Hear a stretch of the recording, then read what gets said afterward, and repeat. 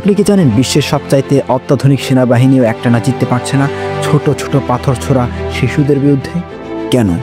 কারণ ওরা শুধু যুদ্ধ করছে না, ওরা আল্লাহর উপর ভরসা করে লড়াই করছে।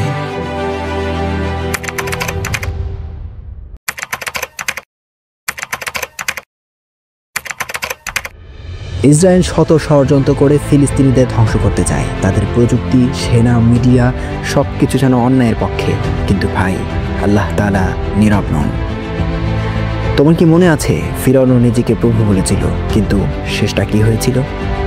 আজ ফিলিস্তিনিরা গৃহহীন, নিপীড়িত, ক্ষুধার্ত, তবুও তারা সাহস হারায় না, কারণ তাদের ভরসা হচ্ছে আল্লাহ তাআলা। ইতিহাস সাক্ষী, যারা জুলুম করেছে তারা চিরকাল টিকে থাকতে পারেনি, ইসরায়েলও পারবে না। যারা আল্লাহর উপর ভরসা করে তাদের বিজয় অবশ্যম্ভাবী। তাই কখনো হতাশ হয়ো না, আল্লাহর পরিকল্পনা সব ষড়যন্ত্রের চেয়ে শক্তিশালী।